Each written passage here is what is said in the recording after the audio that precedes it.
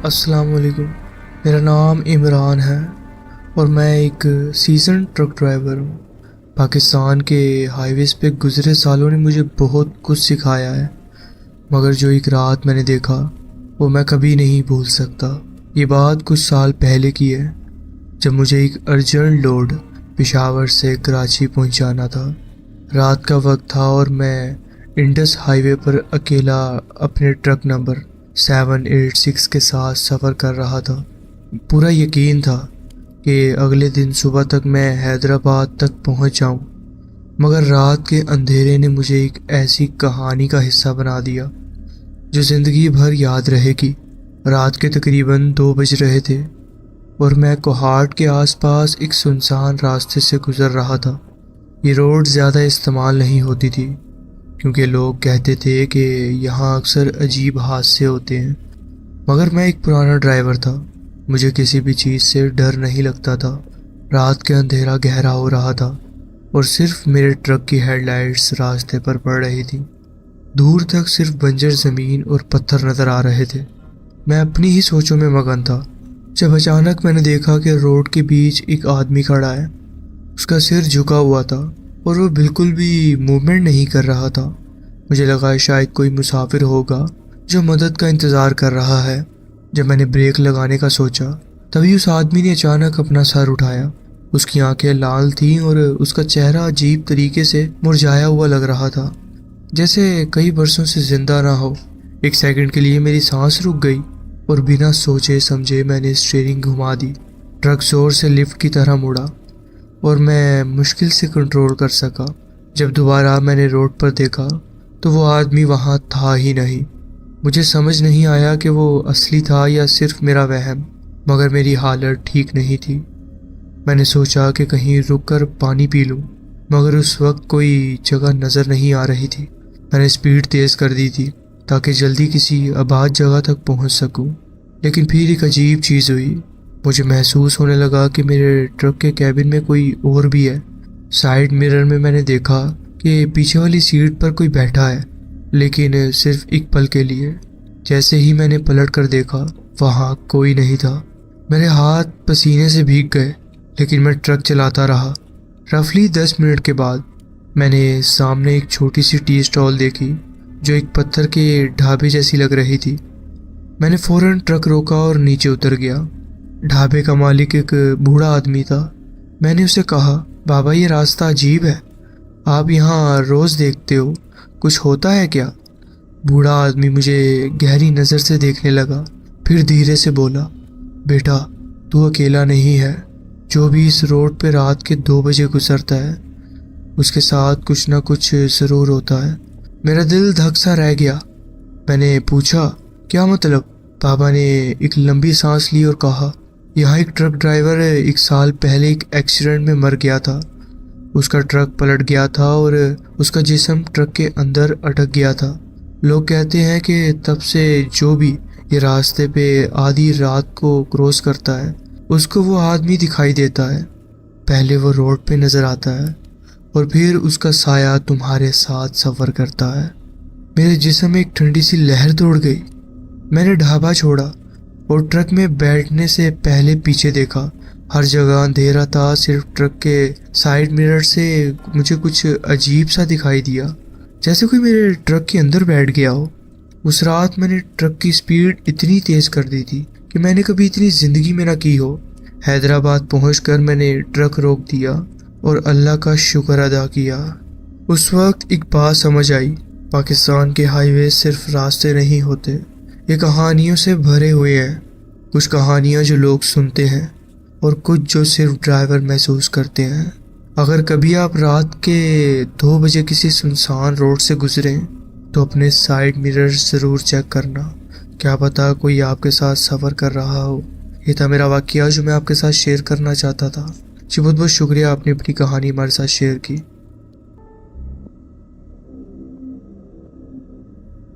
अस्सलाम वालेकुम, मेरा नाम इरफान है और मैं एक लॉन्ग रूट ट्रक ड्राइवर हूँ। पिछले कई सालों से पाकिस्तान की रोड पर सफ़र कर रहा हूँ। ये सफ़र सिर्फ मेरा पीछा नहीं, मेरी ज़िंदगी का एक हिस्सा बन चुका है।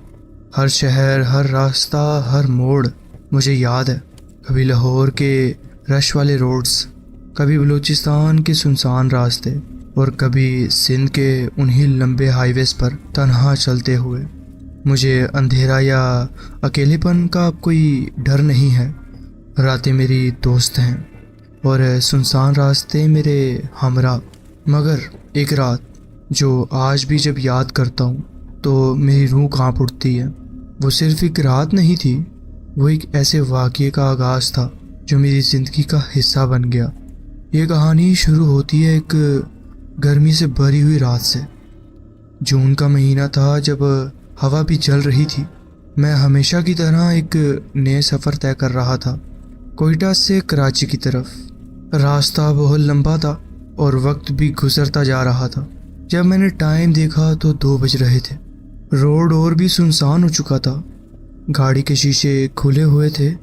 हवा तेज़ थी, मगर ये वो ठंडक भरी हवा नहीं थी जो सफ़र को आरामदा बनाए, बल्कि एक गर्म, बोझल और बेचैन कर देने वाली हवा थी जो पसीने को सूखने भी नहीं देती थी।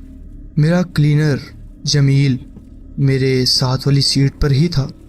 वो हमेशा की तरह पहली फुर्सत में नींद के हवाले हो चुका था।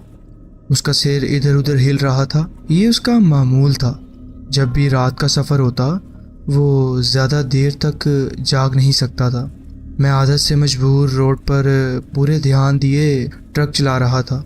रास्ता हब रिवर रोड के करीब पहुंच गया था, एक ऐसी जगह जहां इस वक्त किसी भी चीज़ का होना हैरत अंगेज होता है। हर तरफ अंधेरा था, सिर्फ ट्रक की हेडलाइट्स रोड पर एक लंबे दायरे में रोशनी फैला रही थी। और फिर अचानक एक आदमी रोड के किनारे हाथ उठाए खड़ा नजर आया। एक पल के लिए मुझे शक हुआ कि ये मेरी आंखों का धोखा है। रात के इस पहर किसी का अकेला हाईवे पर होना, और वो भी इस अंधेरे और सुनसान जगह पर। दिल ने कहा कि बस आगे निकल जाओ, मगर एक अजीब सोच दिमाग में आई। शायद कोई मुसाफिर हो जो किसी मुसीबत में फंस गया हो। इंसानियत भी तो एक चीज़ होती है ना। मैंने ब्रेक दबाई और ट्रक धीरे धीरे रुक गया। आदमी धीरे से आगे आया। लंबा पतला कद, सफ़ेद लिबास और चेहरा। उसका चेहरा अजीब सा था, वैसे जैसे पानी में भीगा हुआ हो या शायद पसीने से तर हो। मगर वो था कि उसने अपना सर ऊपर नहीं किया। उसने धीमी आवाज़ में कहा, भाई कराची जाना है। एक ऐसी आवाज़ जो इतनी ठहरी हुई थी कि रात के सन्नाटे में भी अजीब लग रही थी। मुझे अजीब फील हुआ, लेकिन अकेला इंसान देखकर मैंने उसे ट्रक में बिठा लिया। उसने बिना कोई शुक्रिया अदा किए, बिना कोई बात किए, चुपचाप एक कोने में बैठने को तरजीह दी। उसका रवैया इतना बेहिस था कि लगता ही नहीं था कि वो एक जिंदा आदमी है। ज़्यादातर जो मुसाफिर रास्ते से उठाए जाते हैं वो या तो अपनी मजबूरी बता देते हैं या फिर थोड़ा बहुत शुक्रिया कह देते हैं, मगर ये आदमी जैसे उसके होंठ सिले हुए हों। रात और गहरी होती जा रही थी और ट्रक अपनी रफ्तार में बढ़ रहा था। थोड़ी देर गुजर गए, मगर उस आदमी ने एक भी बार हिलने की जहमत नहीं की। ना कोई इरादा बदलने का इशारा, ना ही कोई बेचैनी का एहसास, जैसे किसी बेजान चीज़ को उठा के कुर्सी पर बिठा दिया गया हो। जमील ने भी इस बात को महसूस किया। उसने मुझे मेरे पास आकर धीरे से कहा, भाई ये अजीब है, इसे उतार देते हैं। उसकी आवाज़ हल्की थी, लेकिन उसमें एक घंटी बजती महसूस हो रही थी, जैसे कोई अंदर से घबराया हुआ हो। मुझे भी अजीब लग रहा था। ऐसा लग रहा था कि माहौल में एक अजीब सा बोझलपन भर गया है। जब मैंने रियर व्यू मिरर में देखा तो वो देखकर मेरी रूह कांप गई। वो आदमी बिल्कुल सीधा बैठा हुआ था, बेहरकत, ना हाथ हिला रहा था ना पैर, सिर्फ एक जगह जम गया था जैसे कोई मूर्ति हो। रात की स्याही में उसके सफ़ेद कपड़े एक अजीब ही बयान दे रहे थे, एक ऐसी तस्वीर जो समझ से बाहर थी। उसका सिर थोड़ा झुका हुआ था, लेकिन पता नहीं क्यों मुझे महसूस हो रहा था कि वो सिर्फ मुझे ही देख रहा है। मैंने ज़रा ज़ोर से पूछा, भाई वैसे कराची में आपने कहाँ जाना है? उसने धीरे से अपना सर उठाया और भाई, जो मैंने देखा, आज भी मेरी रूह कांप जाती है उसे सोचकर। उसका चेहरा वैसे का वैसा ही था, बिना किसी इजहारत के, जैसे किसी को कोई फ़र्क नहीं पड़ता। मगर उसकी आंखें, मेरी ज़िंदगी का सबसे भयानक मंजर था वो। उन आंखों के अंदर सिर्फ अंधेरा नहीं था, बल्कि कुछ और था। एक अजीब सी गहराई, एक ऐसा मंजर जो इंसानी आंखों का हिस्सा नहीं लगता था। पर सबसे डरावनी बात यह थी कि उसकी आंखें गड्ढे से बाहर लटक रही थी, जैसे किसी ने उन्हें जोर से खींच दिया हो। लेकिन वो अब किसी तरह उसके चेहरे से जुड़ी हुई थी। मेरे हाथ से स्टीयरिंग छूटने ही वाला था। दिमाग एक झटके से सुन्न हो गया था। पाँव से क्लच और एक्सीलरेटर का एहसास छूट गया था। हर जगह अंधेरा छाने लगा था। मैंने फौरन ब्रेक्स लगाई और ट्रक एक झटके से रुक गया। ब्रेक्स की चीखती आवाज़ ने रात के सन्नाटे को चीर दिया। जमील चीख मारकर अपनी सीट से हिल गया, लेकिन उसका चेहरा बेचैन था। उसके चेहरे पे डर लिखा हुआ था, जैसे कोई जिंदा तो बच गया हो, लेकिन उसकी जान निकल गई हो। मैंने झट से पीछे देखा, मगर कुर्सी खाली थी। हवा एकदम से इतनी भारी हो गई थी कि सांस लेना मुश्किल लगने लगा था।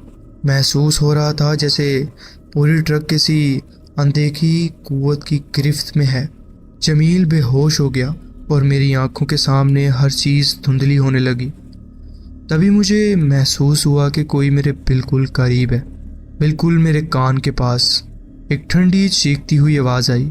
मेरी बॉडी जम गई, जैसे किसी ने मुझे जंजीरों से बांध दिया हो। मेरी आंखें सामने रोड पर जम गईं, लेकिन मुझे अपनी कमर पर किसी की सांसें महसूस हो रही थी। गर्म, बोझल और अजीब सी सांसें, जैसे कोई सिर्फ एक आधा कदम दूर हो मुझसे।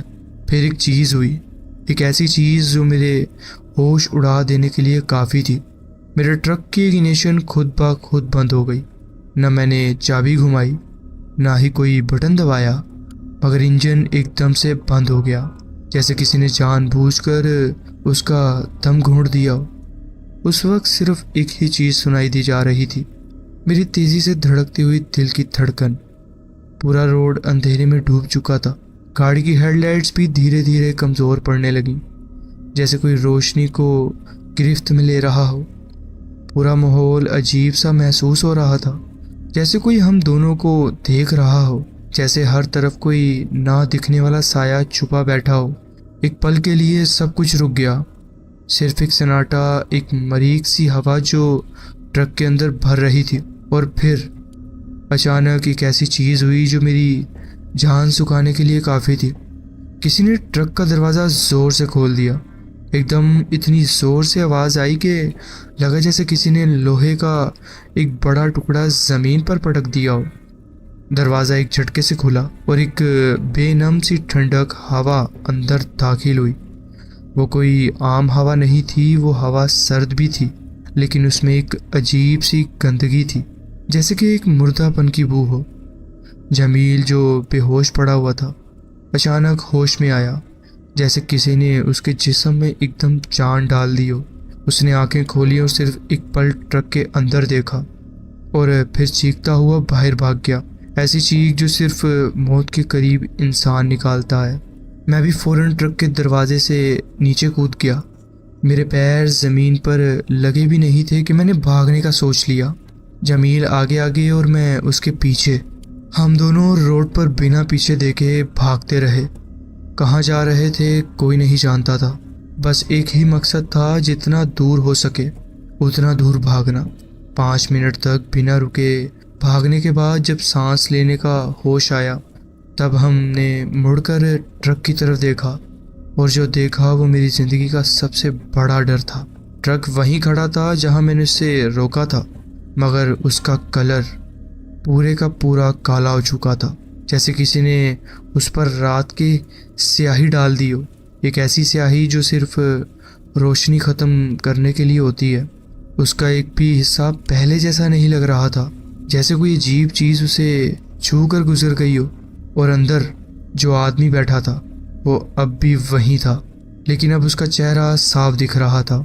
और भाई, वो सिर्फ एक चेहरा था, सिर्फ एक चेहरा, बिना किसी जिस्म के, जैसे कोई मास्क हवा में तैर रहा हो। उसकी आंखें अब भी उसके गड्ढे से बाहर लटक रही थीं, मगर इस बार उसके होंठों पे एक अजीब सी मुस्कुराहट थी। एक ऐसी मुस्कुराहट जो सिर्फ वो दे सकता है जो इंसान नहीं होता। मेरी हिम्मत नहीं हो रही थी कि मैं दोबारा ट्रक के पास जाऊं।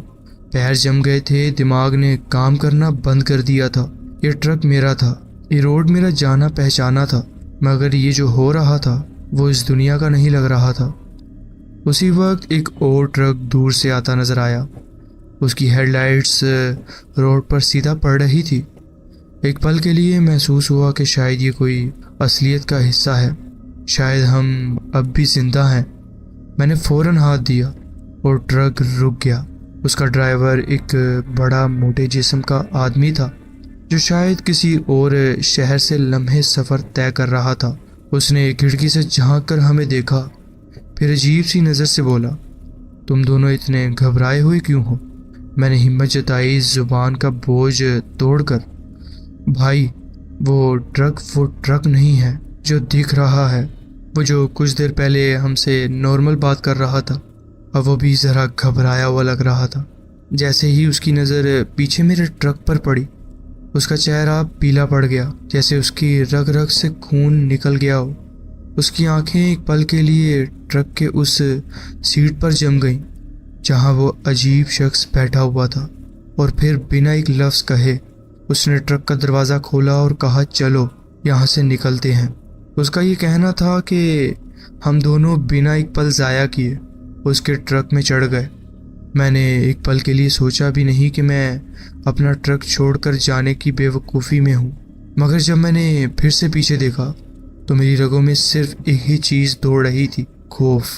हम तेज़ी से वहाँ से निकल गए। जिस रफ्तार से वो ड्राइवर अपना ट्रक चला रहा था, उससे साफ लग रहा था कि सिर्फ हम ही नहीं, वो भी किसी ऐसी चीज़ का शिकार हो गया हो जो इस दुनिया की नहीं थी। रात भर सफ़र करने के बाद जब हम कराची पहुँचे तो मेरी हालत वैसी ही थी जैसे किसी मुर्दा को जिंदा करके सड़क पर डाल दिया हो। मेरे हाथ कांप रहे थे, गर्दन अब भी पीछे देखने की हिम्मत नहीं जता रही थी। जमील तो पूरे रास्ते चुप रहा था, जैसे उसकी ज़ुबान बंद हो गई हो, और वो ड्राइवर, उसने एक बार भी पीछे देखने की कोशिश नहीं की थी। जब सुबह हुई तब भी मेरी रूह कांप रही थी। मैंने फैसला कर लिया, मैं वापस नहीं जाऊंगा। वो ट्रक जो 10 साल तक मेरे साथ था, जिसमें मेरी मेहनत छुपी थी, जिसमें मैंने दिन और रात एक किए थे, अब मुझे उसके करीब भी जाने का मन नहीं कर रहा था। मैं जानता था अगर मैं वापस गया तो शायद एक और हादसे का सबब बनूं, लेकिन ट्रक तो वापस लाना था। इसलिए मैंने अपने दोस्त राशिद को फ़ोन किया। राशिद भी एक ट्रक ड्राइवर था, लेकिन उसका दिल मुझसे ज़्यादा मजबूत था। मैंने उसे कहा, भाई मेरा ट्रक वहीं पड़ा है, तू जाकर उसे वापस ले आ। राशिद हंसने लगा, इरफान तू भी अजीब है, एक ट्रक की वजह से इतना घबरा गया। मैं जा रहा हूँ, थोड़ी देर में तुझे फ़ोन करता हूँ। लेकिन जब उसका फ़ोन आया तो उसकी आवाज़ बिल्कुल बदल चुकी थी। उसकी आवाज़ कांप रही थी, इरफान भाई यहाँ कोई ट्रक है ही नहीं। मेरे पैरों तले ज़मीन निकल गई। क्या? हाँ भाई, जहाँ तूने बताया था वहाँ सिर्फ एक जला हुआ दरख्त है, उसका आधा हिस्सा भी काला पड़ चुका है, जैसे उसे किसी ने जिंदा जला दिया हो। मेरे हाथ से फ़ोन गिरते गिरते बचा। वहाँ ट्रक होना चाहिए था, लेकिन अब वहाँ सिर्फ एक जला हुआ दरख्त था, एक ऐसी निशानी जो ये बता रही थी कि जो कुछ हुआ था वो सिर्फ एक सपना नहीं था। आज भी जब मैं इस रात के बारे में सोचता हूँ तो मेरी रूह कांप जाती है। वो आदमी कौन था? क्या वो इंसान था भी या नहीं? क्या वो सिर्फ एक मुसाफिर था, या कोई ऐसी चीज़ जो किसी का सफ़र कभी ख़त्म होने नहीं देती थी? उस रात के बाद मैंने ट्रक चलाना छोड़ दिया। अब भी रात के अंधेरे में कोई अकेला आदमी रोड पर खड़े दिखाई देता है तो मेरे दिल की धड़कन तेज़ हो जाती है, क्योंकि कुछ सफ़र सिर्फ रास्ते पर नहीं, इंसान की रूह तक का सफ़र बन जाते हैं और वापस आने का रास्ता ख़त्म हो जाता है। यह था मेरा वाक़या जो मैं आपके साथ शेयर करना चाहता था। जी बहुत बहुत शुक्रिया, आपने अपनी कहानी हमारे साथ शेयर की।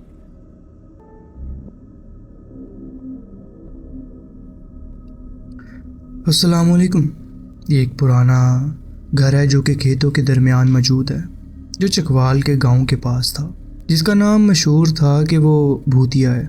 ये घर मेरी बीवी के ख़ानदान का था, लेकिन उस वक्त वहाँ कोई रहता नहीं था क्योंकि ये उसके मामू का घर था और वो अक्सर इसे गर्मियों में यूज़ करते थे। हमें कुछ दिनों के लिए रहने की जगह चाहिए थी वहाँ पर, इसलिए हम वहाँ चले गए। घर असल में काफ़ी आरामदाह था, एक गहरी वादी में था जहाँ एक छोटा दरिया गुजर रहा था। हम अपनी बिल्ली को भी साथ ले आए। जब हम कराची से यहाँ मूव हुए थे, शुरुआत के चंद महीने सब कुछ बिल्कुल ठीक रहा था, लेकिन फिर आवाज़ें आनी शुरू हो गईं। पहले वो बेचैन सी और साफ ना सुनाई देने वाली औरतों की गुफ्तगू लगती थी, जो कि आसानी से नज़रअंदाज की जा सकती थी, मगर बाद में ये ज़्यादा तेज़ हो गईं। एक रात के वक्त किचन की लाइट्स खुद ब खुद ऑन हो गईं। हमें खाने की महक आई और किचन में औरतों की बातें सुनाई देने लगी। जहाँ ये कहना ज़रूरी है कि मेरी बीवी के ख़ानदान के लोग काफ़ी तजस्सुस पसंद थे, बिना बताए अचानक से आ जाते थे। लेकिन ये 3 बजे रात का वक्त था। मुझे गुस्सा ज़्यादा आया डर से, इसलिए मैं उठकर किचन की तरफ गया। आवाज़ें अब भी आ रही थी, लेकिन जैसे ही मैंने दरवाज़ा खोलना शुरू किया, सब कुछ चुप हो गया। मैं अंदर गया, लाइट्स अब भी ऑन थी, ओवन बंद था मगर अभी भी गर्म था और खाने की महक हवा में थी, मगर वहाँ कोई नहीं था। इसके बाद चीज़ें और ज़्यादा खौफनाक होने लगीं। रात के दरमियान तहखाने और छत से चीखें आने लगीं और हमारी बिल्ली दिन ब दिन बेचैन होने लगी। वो ऐसे बर्ताव करती जैसे कुछ देख रही हो जो हमें नज़र नहीं आता। कभी हवा में घूरती, कभी ख्याली चीज़ों का पीछा करती और गुरगुराहट करती रहती। आखिरकार वो वाक़या हुआ जिसने हमें मजबूर कर दिया कि हम वहाँ से फ़ौरन निकल जाएं। एक रात हम उठे तो देखा कि बिल्ली ड्राइंग रूम में किसी डरावने जानवर की तरह चीख रही थी। मैं भाग कर गया देखने के लिए कि क्या हो रहा है आखिरकार। पहले मुझे वो नज़र नहीं आई, लेकिन फिर मैंने देखा मेरी सफ़ेद नरम नीली आंखों वाली बिल्ली छत से उल्टी लटकी हुई थी। ग्रेविटी का असर उस पर था ही नहीं। उसकी आंखें लाल चमक रही थी और वो चीख रही थी। मेरी बीवी भी भाग कर आई, उसने देखा और चीख मार दी। फिर बिल्ली ने चीखना बंद कर दिया, हमें घूर कर देखा और अपना मुंह खोला। उसने एक बूढ़ी औरत की आवाज़ में कुछ कहा, निकल जाओ। जैसे ही ये अल्फाज उसके मुंह से निकले, उसकी आंखों की लाली चली गई और वो छत से नीचे गिरकर ज़मीन पर आई, उठकर इस तरह से चलने लगी जैसे कुछ हुआ ही ना हो। उस रात हम उसके वालिदैन के घर सोए और अगले दिन वहाँ से हमेशा के लिए निकल गए। बस यही काफ़ी था हमारे लिए। ये था मेरा एक वाक़या जो मैं आपके साथ शेयर करना चाहता था। जी बहुत बहुत शुक्रिया, आपने अपनी कहानी हमारे साथ शेयर की। तो जी फ्रेंड्स, ये थी आज की स्टोरीज़। आप कमेंट्स में ज़रूर बताएं कि आपको ये स्टोरीज़ कैसी लगी। अगर आपको ये स्टोरीज़ अच्छी लगी हो तो वीडियो को ज़रूर लाइक कीजिए और चैनल को ज़रूर सब्सक्राइब कीजिए और बेल आइकन को ज़रूर प्रेस कर लीजिए ताकि आगे आने वाली कहानियाँ वीडियोज़ आपसे मिस ना हो। अपना ख्याल रखें और मिलते हैं नेक्स्ट वीडियो में। अल्लाह हाफिज़।